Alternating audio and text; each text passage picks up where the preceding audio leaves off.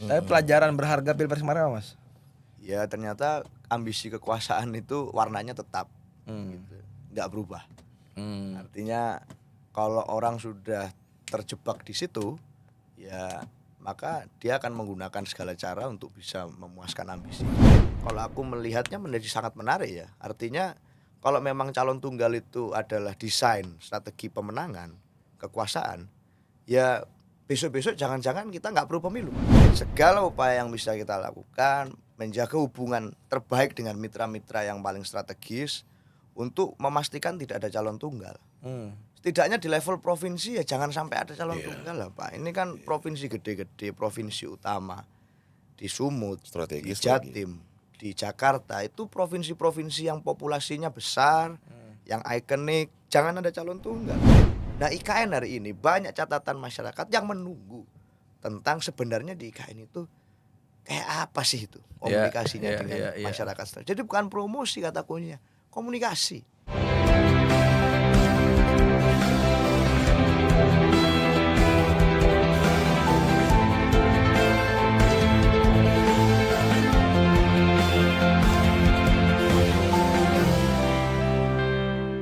Jumpa lagi di podcast Keadilan TV, Mas, bersama saya Jerry dan saya Arif. Halo Bang, gimana nih? Kita ada narasumber yang udah kedua kali kayak Bang ya. Pernah kesini lah pokoknya. Pernah kesini lah ya. Tapi tampilannya kayak begini bos. Ini khusus buat beliau kayaknya ya. Baru kemarin hari Sabtu kita renov. Ketahuan Bang kita ngumang-ngumang ini Bang. Bisa aja umbang-umbangnya. Ya coba di Bang kita kenalkan Bang. Siap Mas Eno. Siap. Mas Apa kabar, Mas? Mas Heri, Ya. apa kabar? Welcome back di Keadilan TV. Iya, setelah Pilpres ini makin ceria kayaknya nih. Tapi yang gak ceria cuman sampai yang berdua ini masih hitam-hitam. Oh, iya. Kita udah kuning bos. Masih krem. Tapi kita nggak ada janjian Kan ya. jangan mudah berubah warna, Pak. Oh iya. Jangan mudah keluar. Emang kalau ngobrol sama politisi ini emang mesti hati-hati. Iya. Enggak, kita harus tahu alasannya kenapa hitam. Apakah masih kelabu ya kan demokrasi atau gimana kita nggak tahu. Susah move on. Susah move on. Iya. Enggak lah, kita ini konsisten, Pak. Oh konsisten. Iya, jadi kalau udah sepakat dengan warna yang satu, mau itu kondisinya berubah kayak apapun, tetap sama, Pak. Buktinya sarung tangan nggak aku copot. Tapi bukan konsisten berdukanya kan Mas? Enggak lah, nyantai kita habis Pilpres malah. Jadi kita malah merasakan bahwa ya itulah realitas politik Indonesia ya. Artinya aku banyak kontemplasi setelah Pilpres itu dan banyaklah kesimpulan menarik yang aku rasakan. Kalau artinya wajah politik kita itu shifting terus. Tidak ada teori politik yang bisa menggambarkan apa yang akan terjadi besok itu. Karena ilmu sosial itu basisnya ya memang apa yang terjadi di masa lalu gitu. Sehingga apa yang kita percaya dulu pakem bahwa politik itu seharusnya tentang gagasan, dialog kayak gini, turun ke bawah, ketemu masyarakat. Itu hari ini atau besok bisa jadi ada banyak shifting. Jadi ternyata masyarakat lebih suka dengan misalnya tampilan artifisial dan seterusnya. Itu membuat kita banyak kontemplasi lah setelah Pilpres. Tapi pelajaran berharga Pilpres kemarin apa, Mas? Ya ternyata ambisi kekuasaan itu warnanya tetap, gitu, nggak berubah. Artinya kalau orang sudah terjebak di situ, ya maka dia akan menggunakan segala cara untuk bisa memuaskan ambisinya. Enggak kayak misalkan Panji Pragiwaksono kan dia pernah bilang tuh bahwa ya itulah kerjaan politisi yang begitu, mencari kekuasaan dengan segala cara. Iya. Ya yang salah adalah masyarakat kenapa masih bodoh kata Panji gitu. Enggak, kayaknya yang salah kita. Oh yang salah kita. Saya salah kemarin. Oh saya juga berarti deh. Saya salah. Iya tuh. Kenapa kok nggak ikut-ikut aja sama mereka yang begitu sebagai politisi? Mungkin itu kesalahan yang saya nikmati. Karena buat saya politik itu bukan sekedar kekuasaan, tapi ya tentang sustainability, tentang message yang konsisten. Dan setelah Pilpres ini banyak cara untuk bisa terus bicara tentang itu rasanya. Artinya lebih siap untuk menghadapi pilkada besok ya. Oh iya, kita melihat bahwa pemilu itu di pilkada besok sangat mungkin terjadi replikasi cara yang sama kayak kemarin. Cawe-cawe itu. Penggunaan instrumen kekuasaan, cawe-cawe politisasi hukum, itu sangat mungkin terjadi kembali. Dan buat kami ada banyak kesiapan mental. Kalau di Pilpres kemarin kan tentu kita terkejut ya. Artinya kita melihat bahwa situasi itu berubah dengan cepat. Ternyata simbol yang kita percaya selama 10 tahun Ya. itu bisa berubah dalam waktu yang sangat singkat. Mungkin secara gradual sebenarnya sudah berubah di masa 10 tahun itu, tapi kita nggak sadar. terbutakan gitu ya, nggak sadar. Terharu. Ya mengharu biru gitu sih. Akhirnya nggak sadar, Pak. Iya. Tapi kemarin diberikan kesadaran bahwa ternyata ada banyak wajah yang kita nggak lihat gitu dari simbol itu. Nah, kalau di pilkada besok kan sudah tergambar di pilpres kemarin. Jadi setidaknya kita punya kesiapan mental yang lebih untuk berkontestasi di situ. Nah, alasan ini juga makanya ada Platnas. Oh iya betul. Ada kayak persiapan jubir-jubir, Betul. itu biar nggak terulang lagi tanda kutip Betul. kesalahan di masa lalu. Sebenarnya kalau masalah pelatihan, konsolidasi dan seterusnya itu bukan suatu yang baru ya. Secara rutin kita memang melakukan itu. Oke. Dari pemilu ke pemilu, tahun ke tahun, ya memang kita nyiapkan itu. Pasti, artinya pemilu itu kita anggap ini satu-satunya sarana untuk merayakan kedaulatan rakyat. Kita sepakat pada kedaulatan rakyat. Artinya rakyat yang punya suara tertinggi, dia boleh punya opsi, dia boleh memilih, dia boleh berbeda pendapat. Kapan perayaan itu dilakukan? Ya pada saat pemilu, secara seremonial. Makanya dari tahun ke tahun kita menganggap pemilu itu penting. Bukan hanya how to win. Kalau ambisi kekuasaan itu kan how to win aja. Betul. Tapi kita mikir juga how to govern setelah win itu apa gitu loh. Mau ngapain? Kan sekarang karena ini pilkada serentak 545 daerah bareng-bareng, itu logika kita itu akhirnya kayak ini mix and match aja, puzzle aja. Oh, kamu anaknya ini maju di sini, oh kamu ini kan jadi gitu kita. Pembahasannya menjadi tersimplifikasi, menjadi cocok logi. Kayak orang cek kodam itu, Pak. Orang cek kodam, Pak. Ini kira-kira ini kodamnya gitu. Jadi cocok logi. Padahal pemilu ini setelah selesai coblosan, orang yang kita cocok-cocokkan itu akan memimpin 5 tahun, Pak.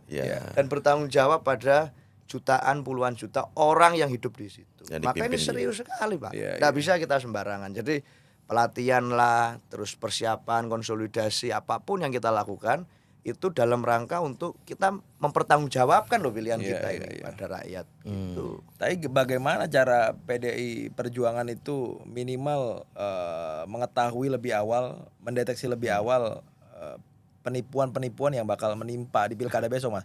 Artinya bukan hal yang tidak mungkin yang kemarin akhirnya direplikasi melalui orang-orang di daerah gitu loh, Mas. Benar. Ya kan? Saya tambahkan sedikit, strategi apa untuk deteksi dini berarti. Iya. Ya enggak perlu strategi, udah kerasa gejalanya. Enggak perlu deteksi-deteksian kita. Itu gejalanya sudah tampak gitu ya. Dan hari ini kita melihat bahwa komunikasi politik yang muncul di berbagai kesempatan di publik itu mengerucut, mengarahkan opini publik untuk percaya pada persepsi calon-calon tunggal di banyak daerah. Gitu. Meskipun belum definitif, tapi itu nuansanya terasa. Gitu. Definitifnya ya pada saat daftar di KPU kan, Agustus nanti, akhir Agustus. Tapi nuansa bahwa berusaha untuk menciptakan calon tunggal di berbagai daerah itu sangat terasa. Di mana-mana. Di wilayah-wilayah mana sih catatan tim Mas Heno gejala-gejala tadi itu? Sumatera Utara misalnya. Itu semua partai politik dikonsolidasi untuk satu nama. Di DKI Jakarta, DKJ hari ini. Itu juga akhir-akhir ini banyak perbincangan tentang skenario kemungkinan calon tunggal. Gitu. Selain PDI Perjuangan. Gitu. Nah, sehingga tentu itu menjadi, kalau aku melihatnya menjadi sangat menarik ya. Artinya kalau memang calon tunggal itu adalah desain strategi pemenangan kekuasaan, ya besok-besok jangan-jangan kita nggak perlu pemilu. Kalau memang itu yang diupayakan, kan kayak penunjukan langsung aja gitu. Ini jadi semacam konsensus elit, kesepakatan elit yang ada di seluruh partai politik dikonsolidir oleh aktor non partai misalnya. Kekuatan invisible hand yang lebih besar. Kalau di Harry Potter itu you know who, benar. Ya, you know who itu disingkat YKW, ya you know who inisialnya YKW, gitu. Ya.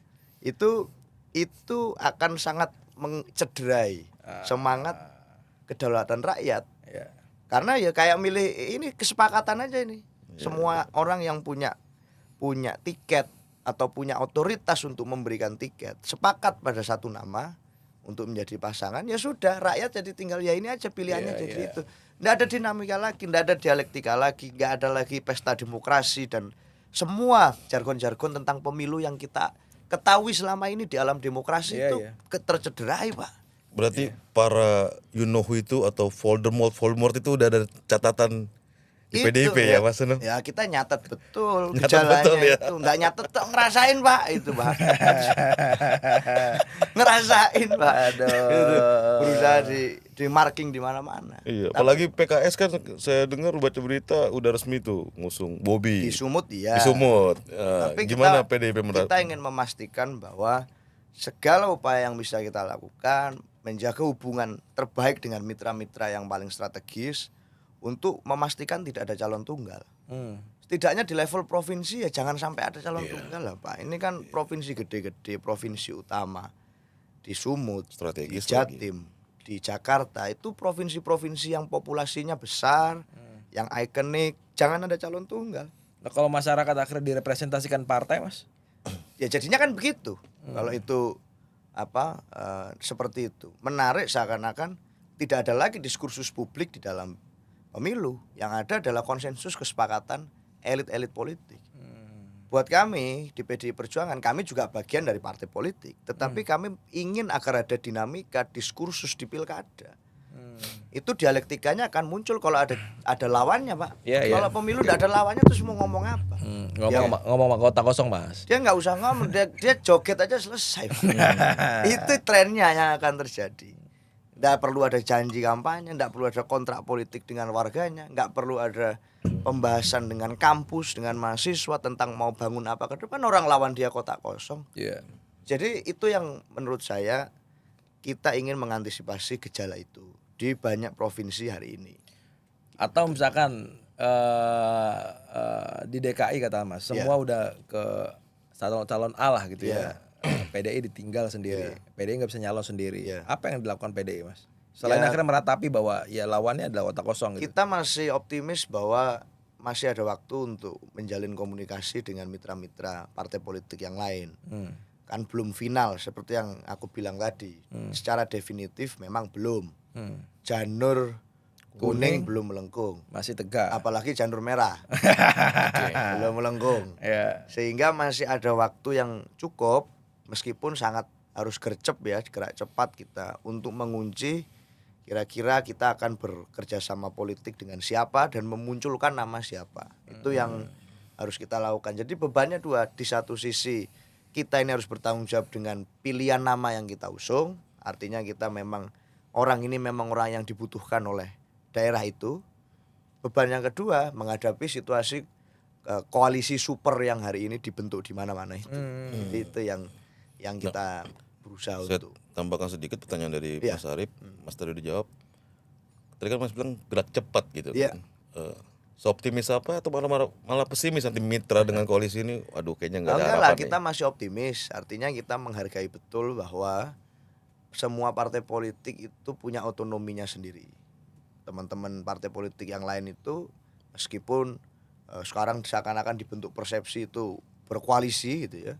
Di banyak daerah juga kerjasama politik yang terjadi di Pilpres itu kadang berbeda kok di tingkatan kabupaten kota. Betul, Ya, betul. Gitu. Jadi sudah shuffle lagi. Gitu. Tetapi kalau di provinsi-provinsi utama ini narasinya kan menjadi tidak menarik kalau itu semua jadi satu mendukung satu. Betul. Akhirnya nggak ada perbandingan ya. Ya ada comparing bahwa sebenarnya bisa kok kalau mau membuat poros kekuatan yang beda dengan cerminan Pilpres misalnya. Kecuali memang tujuannya adalah arisan, Mas ya. Arisan Ya, elit kalau doang gitu. Arisan ya dikopiok gitu aja, Pak. Nggak usah pemilu, Pak. Kan begitu. Itu sebenarnya yang kita kritik sejak selesai Pilpres, bukan sekarang aja. Selesai Pilpres kita sudah kembali ke pertanyaan yang fundamental. Kalau bicara pemilu itu seperti kemarin, emangnya pertanyaannya adalah kita perlu pemilu nggak sih besok-besok? Iya, Jangan-jangan menarik, nggak iya. perlu lagi.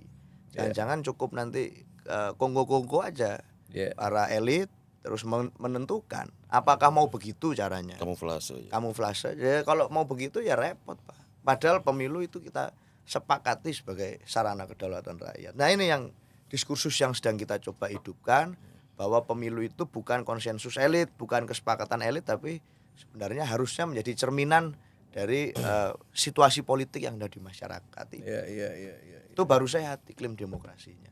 Nah, tadi kan Mas Eno bilang tuh secara definitif janur kuning belum memang Belum melengkung. melengkung, masih tegak gitu kan. Tapi PDKT.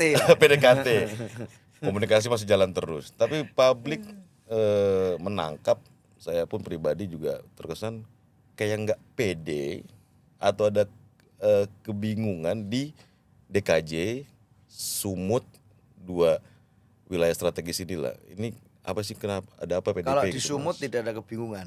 Oke. Kita sudah jelas akan mengusung satu nama yang berbeda dengan yang diusung oleh. Coba Oke, Mas Edi. siapa, Mas? Kemungkinan besarnya berbeda Oke. dengan yang dipahami oleh banyak orang secara arus mainstream. Edi Ramayadi. Ya masih ada banyak nama ya. Bisa Yang nambah ban. Kita godok banyak. Kami aja nyebutin nama Mas tinggal geleng atau enggak gitu. Ini mancing politisi. tapi enggak lah. Kita punya mencoba untuk menggodok nama-nama itu terus. Di luar itu ada lagi nggak, Mas? Untuk Ya, Sumut nih di secara luar calon gubernur sebenarnya kan sudah. gubernur. Kalau kata sekjen itu ceto welo-welo. Calon gubernurnya itu sudah ceto welo-welo. Tapi Tinggal wakil ya. kita nggak mau disi kerso, nggak mau mendahului nasib dan takdir gitu ya. Ya, Nanti secara timing akan diumumkan oleh ketua umum secara langsung. Tetapi nama-nama itu memang kita godok. Pak Edi Rahmayadi diusulkan DPD. Pak Nixon Nababan diusulkan oleh DPD Sumatera Utara. Oke. Itu ada lagi misalnya nama-nama yang lain, ada Pak Sofiantan, Ya. ada Pak Jarod Saiful yang itu Ya, juga ya. punya bonding dengan Sumatera Utara. Oke. Itu juga diusulkan dari banyak orang. Nah, ini nama-nama ini harus kita godok betul sebelum ambil keputusan. Tapi tentu panduannya survei, tapi tidak mau survei aja, secara kualitatif kita harus lihat bagaimana rekam jejak dia selama ini gitu. Misalnya melihat wali kota Medan yang saat ini. Kenapa kok hari ini kita butuh waktu? Nah, masalah misalnya penanganan parkir di sana. Itu banyak sekali loh teman-teman di netizen yang ternyata kritis tentang parkir berlangganan yang diterapkan di sana yang malah merepotkan. Bukan hanya untuk warga Medan tapi juga untuk pendatang. Tentang misalnya case yang kontroversi lagi tentang lampu pocong beberapa waktu yang lalu viral.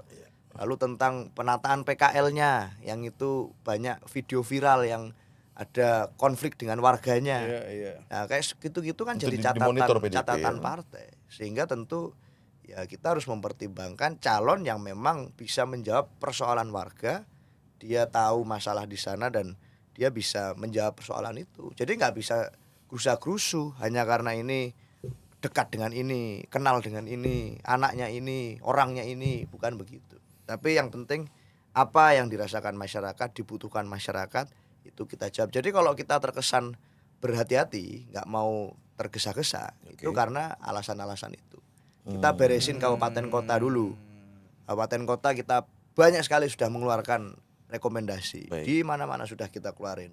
Tapi provinsi ini kadar keseriusannya agak berbeda. Apalagi kayak Sumut, kayak Jakarta, Jateng, Jawa Timur itu daerah yang harus super duper serius untuk kalau kami melihatnya begitu. Kemarin kita ngobrol sama Mas Ganjar juga, tapi Mas Ganjar mengatakan bahwa ya prioritas kita adalah kader. Oh iya. Bukan orang luar gitu ya. Iya, karena itu konsekuensi. Artinya sebagai partai yang selama ini menganut asas kaderisasi, kita bertanggung jawab, punya tanggung jawab konstitusional untuk menugaskan kader di kontestasi jabatan publik. Itu muaranya. Prioritas kader. Iya, lalu artinya untuk apa kita membuat kaderisasi kader dari tingkat kota, pratama, lalu tingkat madya, tingkat utama, guru kader, lalu kaderisasi di sayap partai, di badan-badan partai, di struktural, penugasan-penugasan di partai. Itu semua tujuannya kan agar bisa melayani masyarakat, bertugas di jabatan publik. Kita melakukan itu secara berjenjang. Nah, pilkada, pemilu itu adalah sarana untuk kita menunjukkan bahwa meritokrasi kader kita itu berjalan dengan baik. Kalau kita nggak ngusung kader terus gimana dong? Itu fungsi dan tupoksi partai politik. Kalau dia bisa memunculkan kader-kader yang bertanggung jawab, yang baik, secara elektoral rasionalisasinya juga ada, ya dia harus memprioritaskan kader. Nah itu yang menjadi kondisi kami secara objektif, dan kebatinan seluruh kader hari ini juga berharap begitu. Gitu. Kecuali kita main comot aja. Ya, kayak partai sebelah itu, Mas. Pak Jerry, tahu kayaknya keren nih kita maju di Jakarta Selatan misalnya gitu. Enggak ada partai di belakangku, Mas. Nah, jadi pertanyaan selanjutnya, publik menunggu nih, saya juga menunggu kapan diumumin, Mas. Yang posisi wilayah strategis ini, Sumut, DKJ, Jateng, kapan diumumin sama katanya akhir PDIP? Juli. Yang gitu pasti ya. sebelum pendaftaran KPU ya, yang pasti. Tetapi kita itu mempertimbangkan gini, di pilkada itu belum tentu, tidak selalu siapa cepat dia dapat. Oh, Di banyak sekali peristiwa masa-masa yang mendekati pendaftaran KPU secara tetap Oke. yang berkekuatan legal formal, Oke. itu dinamika malah kencang di situ. iya, bisa jadi Hamin 2 jam baru Amin, 2 berganti jam. rekomendasi. Itu Pak. Iya, iya, Artinya injury time ini berperan sangat penting. Kalau di MU Manchester United itu Sir Fergie time. Sir Alex Ferguson time. Di masa injury time malah cetak di gol. akhir-akhir ya. Di akhir-akhir mainnya malah rapi build up-nya, dan cetak golnya malah di akhir-akhir. Nah, itu yang kita sedang pelajari, cermati. Jangan sampai kita sudah terlanjur misalnya memunculkan rekomendasi, lalu di akhir-akhir injury time dinamika dan kemudian berganti-ganti. Saya rasa itu ya artinya kan harus dimatangkan daripada terjadi semacam itu. Itu yang kita antisipasi. Berarti buat teman-teman Gelan TV, Mas Eno mewakili PDIP umumkan sabar. Injury time itu ada. Hamin 2 sebelum pendaftaran. Ojo ke susu katanya. Yang nanya-nanya kapan. Nah, udah dijawab, sabar. Dulu ada juga kan yang begitu. Sudah datang di deklarasi, sudah menyatakan mendukung, ternyata mendukung keluarganya. Wes Mas, enggak usah dibahas ya, Mas. Itu ya, Joko susu tadi. Gitu. Nah, kembali lagi ke Bang Arif, saya tambahkan Mas Ganjar saat di podcast juga menyebutkan momen kuda tuli kemarin kami menanyakan podcast dengan beliau. Beliau bikin statement dalam bentuk lain, kuda tuli juga terjadi di partai lain sekarang ini. Mas Eno setuju? Ya dalam bentuk yang lain mungkin iya ya. Artinya kuda tuli itu kan sebuah peristiwa yang terjadi di semangat zaman waktu Orde Baru. Maka muncullah berbagai macam peristiwa yang mengandung kekerasan. Tragedi berdarah. Hari ini mungkin sudah tidak populer lagi cara-cara yang seperti itu. Interventif dengan cara kekerasan itu mungkin hari ini tidak populer. Tetapi pengaruh kekuasaan itu tidak pernah berubah dari waktu ke waktu. Setuju. Caranya, metodenya yang berubah. Setuju. Jadi kalau Mas Ganjar menganalogikan sebagai ya seperti PDI yang dikuyo-kuyo pada waktu itu, ya sangat mungkin terjadi. Saya bilang tadi bahwa semua partai politik sebenarnya punya otonomi. Tapi kalau terus diintervensi, dicawe-cawe, apakah itu bentuk menghargai partai itu? Saya rasa kan itu seperti sama dengan pada saat di era Orde Baru dulu, yang semua partai politik ya mengikuti asas tunggal dengan kepemimpinan yang pengaruhnya dominan. Jadi ya mirip-mirip gitu. Meskipun memang mungkin dengan casing yang berbeda, metode yang berbeda, approach pendekatan yang enggak konfrontatif seperti dulu gitu. Tetapi itu wataknya tetap sama. Watak kekuasaan yang semacam itu tetap sama dan bisa menjangkiti, kalau istilah kami dulu kan ini, awan gelap kekuasaan itu bisa hujan di rumah orang siapa saja.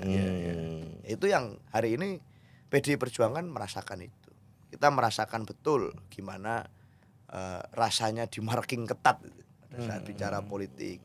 Gimana rasanya ya tadi skenario calon tunggal untuk mengepung PDI Perjuangan di mana-mana. Dan bukan meskipun diarahkan kepada kami sebenarnya, tapi yang dilukai itu adalah perbedaan demokrasi yang ada di dalam rakyat. Menjadi yang terluka sebenarnya adalah bagaimana demokrasi itu jadi tidak bisa hidup kalau caranya seperti itu. Nah, kuda tuli ini kan sudah lewat seminggu yang lampau ya. Iya, perayaan pengingatannya. 27. Dan banyak program yang dilakukan oleh PDI Perjuangan ya, dari DPP, Dul Rakyat, ada juga pagelaran-pagelaran. Yang jadi pertanyaan, masih relevan tragedi Sabtu Kelabu itu diceritakan kembali, peringati kembali, dan apakah anak muda sekarang masih aware soal kayak begitu, Mas? Kalau bicara relevansi akan selalu relevan. Setiap peristiwa sejarah itu jadi pengingat bagi kita. Agar apa? Agar tidak terulang sebenarnya. Kita tidak ingin peristiwa semacam itu terulang. Saya mendengar banyak cerita lah dari senior-senior partai pada waktu Kuda Tuli itu, bukan hanya di Jakarta ketegangannya, tapi di berbagai daerah juga merasakan hal yang sama dengan porsi yang berbeda-beda. Tapi itulah sebenarnya titik balik kesadaran yang cukup kulminatif di era itu, sehingga membuat akhirnya sadar ceder kok begini. Nah, kita juga tidak ingin ada terjadi peristiwa seperti itu terulang kembali. Kesadaran baru muncul setelah makan korban, jangan sampai. Kita berharap sekarang dengan kita ngobrol begini, ya kesadaran itu akan muncul bahwa kekuasaan itu ya sebenarnya punyanya masyarakat, bukan kita hanya menitipkan kepada para elit pemimpin. Maka kalau ada hal-hal yang harus dikritisi, ya kita nggak boleh takut untuk ngomong. Nah, itulah yang kita peringati di dalam bulan Kuda Tuli ini. Kita sempat membahas jangan-jangan kalau bulan Agustus itu bulan kemerdekaan, bulan ini ya, bulan Juni itu kemudian bulan Bung Karno, bulan Juli itu bulan perjuangan. Nah, Kuda Tuli itu bulan perjuangan. Itu dari teman-teman Indonesianis di luar negeri yang mengusulkan agar bulan Juli dijadikan bulan perjuangan. Untuk mengingatkan itu, kita bikin macam-macam untuk merayakan, termasuk wayangan beberapa hari yang lalu. Apakah relevan ke anak muda? Saya kira dengan message yang konsisten, teman-teman jadi setidaknya aware, tahu. Oh, pernah ada peristiwa ini, apa sih rame-rame ini orang-orang bikin acara begini ini memperingati apa? Oh, Kuda Tuli. Kuda apa yang kok kuda kok tuli gitu. Nah, kenapa nggak buta? Kenapa kok nggak yang lain? Kenapa nggak monyet? Kenapa nggak kerbau? Gitu. Kenapa nggak katak kodok? Gitu. Kenapa Kuda Tuli? Gitu. Nah, akhirnya penasaran, mencari tahu. Setidaknya awareness itu terbangun. Itu tanggung jawab sejarah kita. Kalau aku menempatkannya di posisi itu. Ya jenengan ini Mas, jenengan kan mungkin hari ini juga melatih para jubir ya, calon-calon orang di pilkada Mas. Aku sempat kepikir kayak misalkan Pilpres kemarin jenengan ngomong dimanapun ya kan, ngomongin soal apa yang dijanjikan Mas Ganjar waktu itu, apa yang dijanjikan Pak Mahfud. Bahkan hari ini misalkan pilkada, ada yang menang ada yang kalah, ya kan? Lah kebetulan hari ini Mas Ganjar belum beruntung, ya kan? Bagaimana cara akhirnya jenengan itu minimal membayar janji yang sudah disampaikan sebagai jubir waktu itu? Ya setidaknya program itu kan bentuknya gagasan, janji itu kan gagasan. Gagasan bahwa satu anak dari satu keluarga yang tidak mampu bisa sekolah. Gagasan bahwa harusnya ada internet yang merata dan terjangkau. Itu semua gagasan. Gagasan dan ide yang akan diperjuangkan apabila beliau terpilih kemarin. Tapi faktanya kan tidak. Jadi yang bisa kita lakukan ya meneruskan gagasan itu. Hari ini ada pilkada. Kita punya banyak calon. Apakah gagasan yang dibuat Mas Ganjar itu tidak bisa direplikasi secara mikro di kabupaten kota dan di daerah-daerah? Meskipun tidak semua, tapi kan gagasannya hidup. Kita ingin terus meneruskan itu. Di Surabaya misalnya, hari ini kita punya wali kota yang kader PDI Perjuangan, dan itu menggagas sebuah program yang satu kakak kurang mampu, satu sarjana. Itu terinspirasi dari program yang ditawarkan Mas Ganjar. Jadi sedang disimulasi dan akan diterapkan. Itu yang dilakukan. Nah, gagasan itu yang ingin kita bawa. PDI Perjuangan itu kekuatan kolektif, Pak. Artinya kita nggak berdiri dari orang per orang. Ada orang yang akhirnya nggak menang, kalah. Gagasannya bisa diteruskan, dilakukan oleh yang menang. Di level yang berbeda, di tingkatan tugas yang berbeda. Tapi gagasan ya still, the show must go on. Nggak bisa kita karena satu kalah terus yang lain semuanya ya sudah ngapain. Nah itu yang coba kita lakukan. Kenapa kok saya kemarin ngomong di mana-mana untuk itu? Sebenarnya yang akan lebih sehat kalau yang bicara tentang berbagai macam gagasan diskursus yang baik itu dan disambut dengan kerja nyata tentunya setelahnya. Itu bukan hanya saya, tapi banyak anak-anak muda yang lain bisa bicara tentang itu. Itulah kenapa saya hari ini ditugaskan untuk melatih para calon juru bicara partai yang akan bertugas di pilkada. Oh itu tugas Mas ya? Tugas saya, biar semakin banyak teman-teman juru bicara yang akan bisa bicara tentang apa yang message yang aku sampaikan. Presentasinya berapa orang anak muda Mas? untuk hari ini pilkada? Lebih banyak anak muda.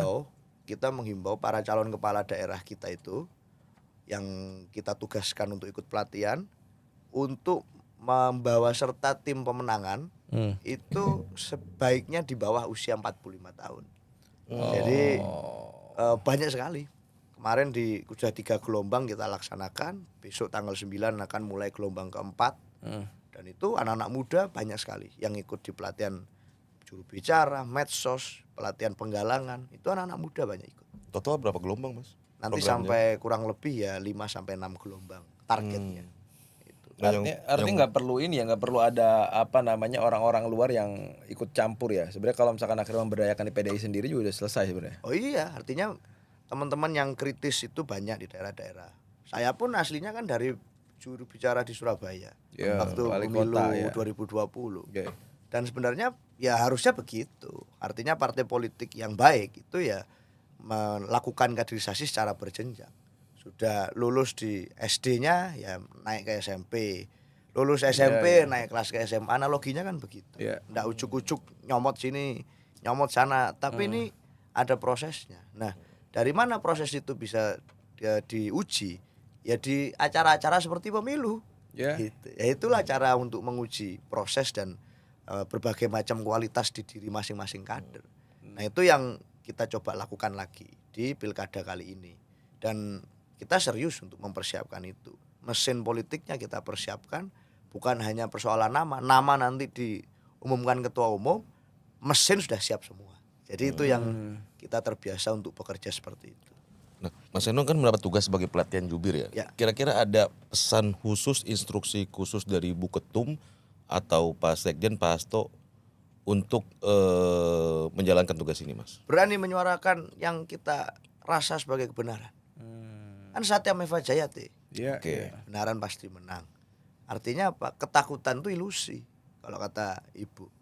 Jadi karena ketakutan itu ilusi ya jangan takut.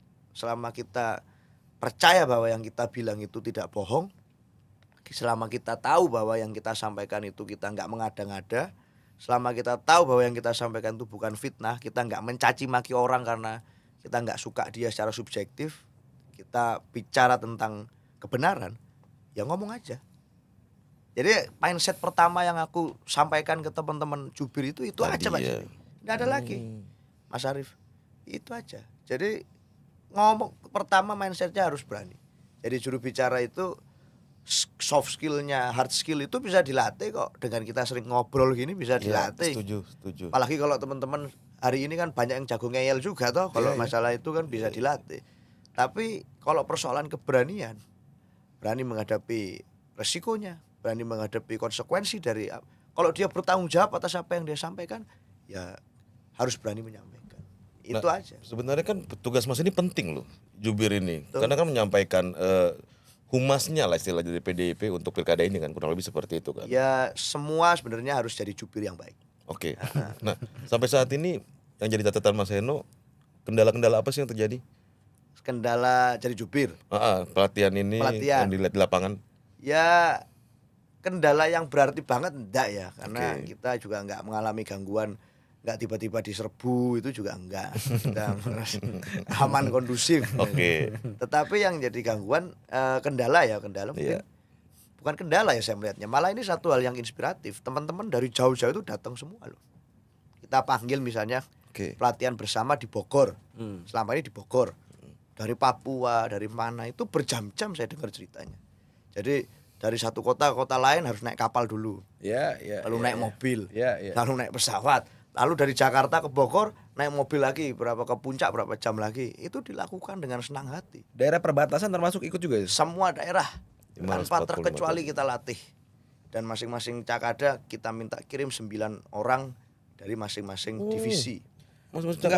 Akan kebingungan kan gini Mas, masing-masing daerah punya culture masing-masing kan. Nah jangan gimana cara akhir mendeteksi itu atau ngajarin. Makanya atau diglobalkan. Yang penting mindsetnya dulu. Artinya mindsetnya adalah berani bicara. Dan berani bicara benar, bertanggung jawab. Masalah bagaimana nanti teknisnya kita juga melakukan asistensi. Jadi bukan hanya melatih pada hari H. Tapi pada saat nanti di persiapan pemenangan sampai ke pemenangan, kita akan day by day monitoring itu. Jadi ini benar-benar PDI Perjuangan tuh membentuk namanya tim pemenangan pilkada nasional. Konsepnya kayak TPN itu. Ya, ya. Iya, Jadi kayak TPPN ya. pilpres gitu. Tapi ini diorganize oleh lembaga ad hoc ini namanya TPP, tim pemenangan pilkada, yang itu kerjanya adalah mengasistensi keseluruhan kerja pemenangan masing-masing daerah. Jadi ya memang ada asistensi khusus dari DPP untuk melakukan itu dan semuanya gotong royong tanpa terkecuali. Ketuanya siapa? Namanya Diana Pitupulu. Jadi ini tim yang isinya jubir-jubir tukang ngeyel semua. Militan semua ya Mas. Nah berarti kalau jubir-jubir di lapangan nih, Saya sama Mas Ciko itu di divisi jubir. Oh, oke. Berarti kalau tatkala di lapangan ada jubir tanda kutip lah, diintervensi, diganggu dari pihak luar, lapornya ke Mas Eno ya? Enggak, kan ada tim pemenangan masing-masing. Kita Oke. buat deputi namanya divisi hukum. Oke. Hukum ini yang akan bertanggung jawab untuk melakukan Divisi asistensi terkait dengan itu. Tapi ngomong ke kita juga enggak apa-apa. Paling kalau ada yang seperti itu ya saya datang ke Keadilan TV, saya cari keadilan. Kita welcome Mas. Kita welcome. Aduh. Tapi nggak janji bisa akomodir ya. Paling kita sampein ke opung aja. Nah, ini masuk ke Bu Mega kali Bung Arif ya. Iya. Mas Seno kan bilang di media kita kutip Bu Mega kalau diundang Ya. di acara Agustusan di IKN datang nggak sih Mas? Atau undangannya belum datang atau gimana Mas? Pertanyaan ini seminggu terakhir ditanyakan terus ke saya. Tapi yang sejauh yang saya tahu belum ada undangan itu sejauh ini. Iya. Disampaikan di media mungkin iya, tapi kami belum terima. Ah. Itu sejauh yang saya tahu begitu. Tapi sebenarnya persoalannya kan bukan pada masalah ibu hadir atau enggak. Poinnya itu kan sebenarnya upacaranya itu untuk apa sih tujuannya dilakukan oleh pemerintah tahun ini di IKN. Kan untuk promosi IKN. Ya. Seremoni apa promosi IKN. Sebagai satu rangkaian dengan mengundang influencer ke IKN. Bukan investor, beda dikit, tapi influencer. Iya, IKN datang ke sana kemudian promosi. Ya. Padahal sebenarnya kita tentu berharap betul bahwa seluruh agenda pembangunan itu persepsinya adalah untuk visi besar tentang Indonesia yang lebih baik, yang lebih adil, yang lebih berkeadilan. Ya. Tetapi artinya kalau itu harapan kita seperti itu, sebenarnya yang kita tunggu bukan promosi, tapi komunikasi. Ke siapa komunikasinya? Komunikasi meyakinkan kita bahwa masyarakat setempat itu pembebasan lahannya sudah selesai semua atau belum sih? Masyarakat adat itu dijaga enggak sih kelestarian nilai-nilainya? Gimana sih membangun suatu peradaban yang itu bisa ikut serta menjaga kelestarian lingkungan? Hal-hal semacam itu Itu jadi concern Bu Mega. jadi concern partai. Bu Mega itu selama ini mengajarkan tentang gerakan untuk menanam tanaman pendamping beras, gerakan menanam pohon dan seterusnya, hidup dengan ekosistem yang seimbang. Itu garis dan prinsip partai sejak bertahun-tahun, tidak usah nunggu pemilu.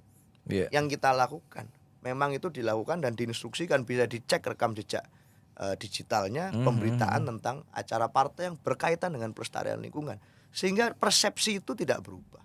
Nah IKN hari ini banyak catatan masyarakat yang menunggu tentang sebenarnya di IKN itu kayak apa sih itu komunikasinya dengan masyarakat. Jadi bukan promosi kata kuncinya, komunikasi. Kalau promosi masyarakat memangnya suruh apa? Masyarakat suruh apa dengan menghadirkan semua orang diboyong ke sana melihat di sana terus ngapain? Gitu. Kalau itu misalnya tidak diimbangi dengan komunikasi yang efektif, yang sama mengglorifikasikannya dengan glorifikasi misalnya yang akhir-akhir ini kita dengar dari para influencer yang diajak ke sana. Jadi poin dari pertanyaan tadi itu sebenarnya kan promosi kain kita mau ikut atau enggak kan? Oke ya. Kalau kita approachingnya sebenarnya adalah komunikasi untuk itu harus diimbangi dengan komitmen tentang pemenuhan hak dari masyarakat setempat, masyarakat adat yang ada di sana. Dari dengan pemenuhan konservasi lingkungan dan seterusnya. Saya rasa concern partai tidak berubah untuk garis itu. Dimanapun concernnya begitu. Itu juga alasan kenapa di Bali dulu kita cukup kritis tentang pembangunan bandara. Itu kita suarakan. Lalu Bu Mega meresmikan hutan mangrove Ya. di Surabaya. Bu Mega itu bersama Bu Risma waktu itu sangat concern dengan mangrove Ya. dan bagaimana kelestarian di ujung pesisir pantai itu agar tidak menimbulkan erosi abrasi. Itu dilakukan betul. Jadi concernnya sama. Masalah IKN pun kita menunggu itu sebenarnya. Tapi pada prinsipnya untuk adanya IKN tuh PDI sepakat. Ya visi yang kita pandang itu kan adalah bahwa visi Indonesia sentris. Itu dulu narasi besarnya. Ya. Dan selama itu di rel itu ya kita berharap banyak sebenarnya. Tapi Dan- tentu harus dengan cara-cara yang positif juga. Belum lama lah, atas 1 Agustus kemarin ada 30 tokoh dari Kalimantan Timur itu dihadirkan di istana. Ya. Apa itu enggak termasuk salah satu upaya untuk minimal berkomunikasi gitu, Mas? Ya boleh, tapi kita menunggu agar glorifikasinya tidak seperti glorifikasi mau bikin Disneyland. Karena ini menyangkut angka hajat hidup orang banyak. Ya. Ini menyangkut hajat yang sangat penting, dan kalau memang itu sebagai upaya yang serius, ya saya rasa semoga bukan hanya untuk memenuhi ambisi seperti kejar tayang di akhir masa jabatan. Kita menunggu ada satu sikap, ada satu gestur yang menunjukkan bahwa ini bukan dimaksudkan untuk ambisi, tapi ini untuk memang betul-betul untuk sebuah visi yang lebih baik tentang Indonesia. Jadi kita masih sebenarnya kita di banyak hal masih terus mencoba berpemikiran positif, masih mencoba untuk memandangnya sebagai ya kita pernah punya komitmen bersama. Tetapi ya tentu harus kita kritik kalau cara-caranya misalnya berbeda dengan yang kita sepakati. Katakanlah misalkan dari pihak Pak Presiden hari ini yang mengundang Ibu misalkan pengen berjumpa dengan Ibu aja susah. Gimana untuk akhirnya bisa terjalin komunikasi, Mas? Ini kan satu hal yang juga perlu difikirkan itu. Pertanyaannya adalah bertemu itu untuk apa? Berkomunikasi. Berkomunikasi dengan Ibu. Kan gini, yang penting itu saya rasa sikap dan garis partai itu kan sangat jelas. Ya. Bahwa kita sangat prihatin terhadap kondisi pemilu kemarin. Kita sangat punya catatan bersama dengan masyarakat luas tentang bagaimana apa yang jadi di pemilu kemarin itu membuka ruang bagi terwujudnya otoritarian populisme, rezim otoriter populisme yang itu menggunakan argumen dari Pak Sukidi. Ya. Kita melayangkan berbagai macam kritik tentang itu, dan bukan hanya kami, tapi berbagai perguruan tinggi, kelompok masyarakat itu juga menaruh concern yang sama. Ya. Nah, daripada ketemu lalu ya sudah sekedar ketemu, dan apakah tidak sebaiknya kerusakan-kerusakan itu diperbaiki dulu? Ya. Apakah tidak sebaiknya caranya bagaimana? Apakah tidak sebaiknya membuat komitmen bahwa di pilkada besok itu tidak akan cawe-cawe seperti pilpres? Itu akan jauh lebih berkesan buat masyarakat, buat kami, buat siapapun, daripada nyeting pertemuan-pertemuan. Pertemuan-pertemuan itu untuk apa? Toh akhirnya komunikasinya kan sebenarnya semua pesannya sudah kami sampaikan. Sejak pemilu ini berjalan, setelah pemilu berlangsung, sudah kami sampaikan clear, crystal clear kita sampaikan. Jadi nggak ada lagi sebenarnya yang poin yang akan kita bicarakan lebih lanjut. Selama itu tidak diperbaiki ya susah mau ngomong yang lain. Itu dulu. Paling mudah komitmennya bagaimana terkait dengan pilkada. Salah satunya bisa nggak menjamin bahwa tidak akan ada cawe-cawe kekuasaan. Bisa nggak menggaransi bahwa tidak akan menggunakan akses pengaruhnya untuk mendorong, memberikan ruang untuk keluarga. Itu dulu. Kalau itu bisa dilakukan, saya rasa itu akan membangun ruang komunikasi yang lebih luas, tidak hanya dengan kami, tetapi juga dengan banyak sekali masyarakat yang hari ini di media sosial sudah semakin kritis dalam menyikapi dan memandang itu. Komunikasinya bukan hanya dengan kami, tapi dengan masyarakat yang merasakan langsung apa yang terjadi di Pilpres kemarin. Itu sih, Mas Arief. Itu bisa dibilang menjadi syaratnya Bu Mega juga ya. Ya kalau syarat Poin-poin kita yang ini nggak ada masing- syarat-syarat kok. Syaratnya itu kedepankan kepentingan bangsa dan negara, bukan keluarga. Simpel. Kalau mau ketemu pengen ngembalin KTA, Mas. Ya. Di keadilan TV aja. Nah ini mau minta komentar nih Mas Ito. Ini lagi baru rilis saya baca di berita. Masih mundur lagi terkait pilkada nih Mas. Iya. Relawan Projo Oke. meminta PDIP segera ungkap jagoannya untuk pasangan cagup khususnya di Jakarta dan Sumut. PDIP gimana Mas? Responnya Ya, nih. saya rasa kita tidak perlu menanggapi itu. Ya, Nggak penting apa timing gimana? ini kan hak masing-masing partai politik. Iya. Kita juga tidak maksa orang lain kok untuk segera mengumumkan calon. Dan itu yang ngomong juga bukan ketum partai Mas ya? Iya. Relawan, bilang Mas. relawan. Nggak penting ya? Ya bukan apa, buat apa gitu loh kita menanggapi. Yang penting kita persiapkan dengan serius semuanya. Masalah rekom kan ya mau kami umumkan kapanpun ya timingnya ya suka-suka kami sebenarnya. Artinya ngapain kok harus dipaksa-paksa? Kita kan juga butuh waktu. Kita menganggap pilkada ini bukan mainan, Pak. Cepet-cepetan ayo. Jagomu siapa? Jagoku ini. Ini bukan begitu. Ini pilkada ini serius loh Pak. Kita ini pusing kadang-kadang ini. Diajak bercanda itu bahwa ini pilkada. Enggak begitu. Jangan-jangan itu kemudian akan mendorong publik untuk melihat bahwa ini main-main aja. Padahal bukan begitu. Kita harus mempertimbangkan serius. Kita punya variabel-variabel dan itu yang akan kita lakukan sebelum kita mengumumkan calon. Karena kita ini partai politik itu idealnya digerakkan oleh ide, oleh gagasan. Bukan berpatron pada orang ke orang. Bukan orang per orangnya, tapi gagasan. Idenya apa? Dan ide kita ini adalah ide-ide tentang keberpihakan pada nilai-nilai. Nilai apa yang ingin kita promosikan di pilkada kali ini? Nilai bahwa siapapun dia, dari manapun latar belakangnya, siapapun ayah ibunya, kalau dia punya kompetensi yang mumpuni untuk jadi kepala daerah, dia berhak untuk maju. Itu promosi nilai yang ingin kami bawa di pilkada kali ini. Sehingga kita tentu akan menjadi antitesis dari privilege sekedar karena ini bagian dari Kekuasaan. dinasti ini, bagian dari keluarga tertentu.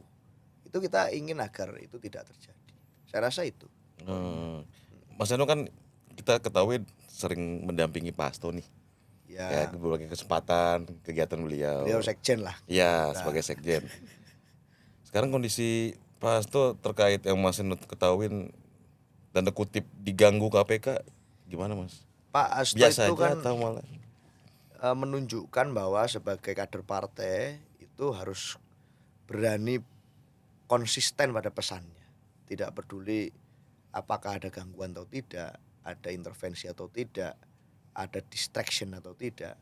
Sejauh yang saya cermati, Pak Hasto kan tidak berhenti bersuara. Meskipun banyak orang minta untuk beliau cooling down. Gitu. Beliau tetap ngomong. Dan itu tentu tidak mudah, berat. Tidak semua kader partai, tidak semua orang punya keberanian untuk bisa seperti itu. Dan Pak Hasto menunjukkan bahwa ketakutan memang betul-betul adalah ilusi. Ketakutan adalah ilusi. Seperti yang disampaikan oleh Ibu Ketua Umum berulang kali. Dan saya rasa sebagai kader partai ya kami bangga dengan sikap itu. Gitu. Kami sebagai satu partai sudah sepakat bahwa ya kita akan bertahan pada nilai-nilai demokrasi yang kita percaya benar. Kita akan menggunakan metodologi sains untuk melihat bahwa ada hal-hal yang tidak tepat di dalam pranata demokrasi kita akhir-akhir ini. Oke. Nah, jadi kalau saya lihat ya diganggu-ganggu itu biasa. Gitu ya. Diganggu biasa. Itu bentuk dari senam-senam politik. Kritik-kritik doang ya Mas ya? Kritik politik.